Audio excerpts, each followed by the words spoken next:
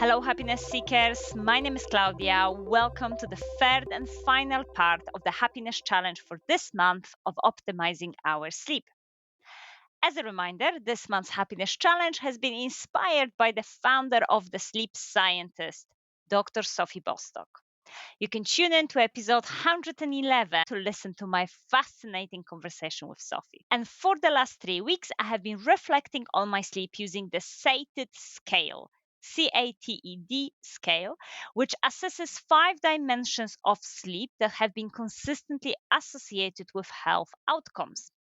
These dimensions are satisfaction with the sleep. Are we satisfied with our sleep? Alertness during waking hours. Do we stay awake all day without dozing or going for a nap? Timing of the sleep. Are we asleep between 2 a.m. and 4 a.m.? Sleep efficiency. Do we spend less than 30 minutes awake at night?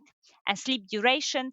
Do we sleep between 6 and 8 hours a day? So the way I have applied this happiness challenge was that once a week, I would give myself a score for each category for that week. I would give 0 if that never or rarely occurred that week.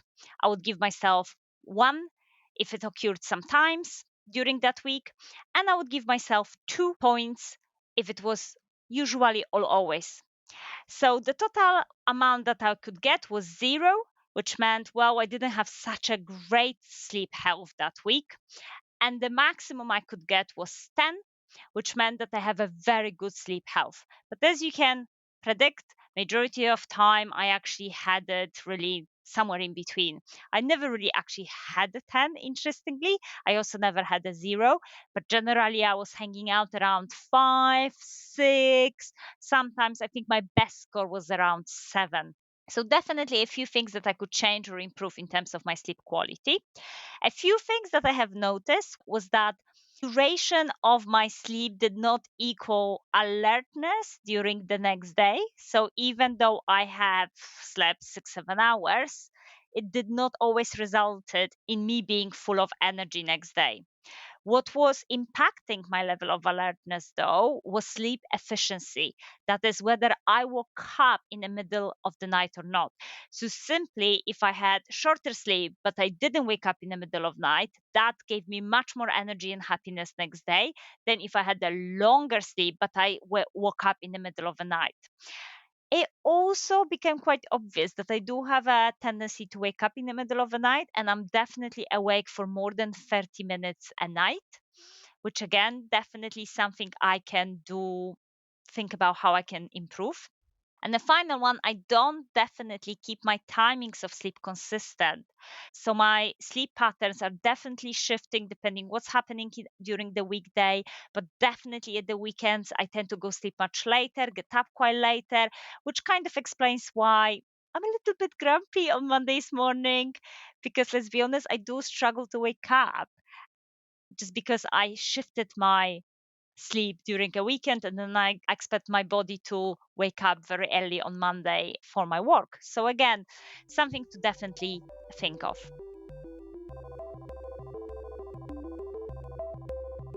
And as much as I found this exercise useful, I actually found it quite stressful in terms of judging my sleep in relation to those components, simply because it almost added additional pressure for my sleep to be perfect in all categories.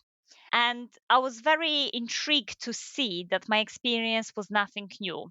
So, the idea that we can be too preoccupied with tracking our sleep to the point that is actually detrimental for us because we're concentrating more on that score or more on tracking. We check our sleep quality in the middle of the night was actually recently highlighted in the Journal of Clinical Sleep Medicine, where researchers came up with a term for it called orthosomnia.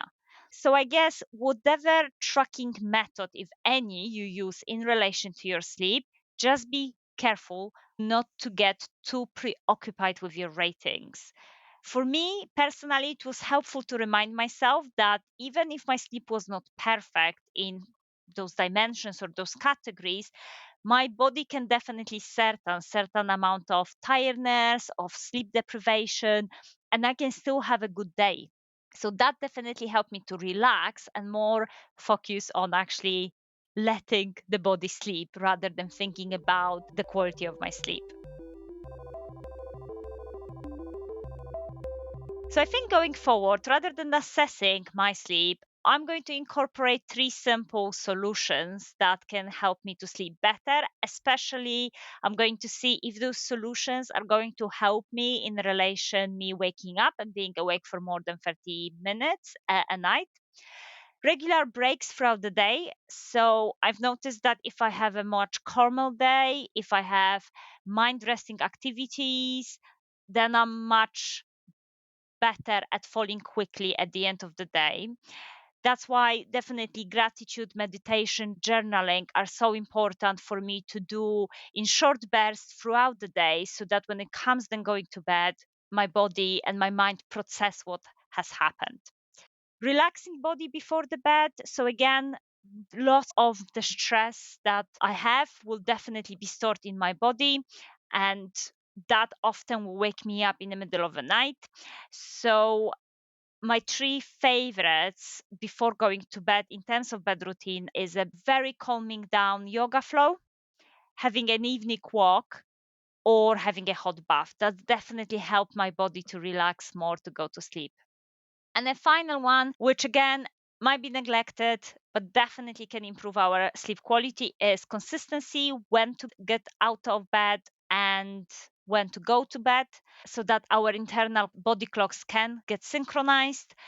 And in relation to that, I changed my Saturday morning routine to kind of almost force myself to wake up at the usual time. And I've done it by booking a very early morning yoga flow, so that I know I need to get up in the morning, start the day on a positive exercise, and that way I don't oversleep during a weekend, which means that on Monday I really do struggle to wake up. So I guess the biggest learning for me is that it's not necessarily what happens just before the bed, but rather what happens throughout the day that impacts our sleep quality. For me, definitely one thing I can work on is how I can ensure that I can sleep peacefully through entire night. So I do hope that some of these tips will be useful for you, and I hope you have a wonderful sleep going forward. I also want to mention that there are so many different pieces of advice out there when it comes to optimizing our sleep. When I was researching this topic, it's just a huge, huge amount of advice. Soothing smells of lavender, having extra doses of magnesium, like you name it.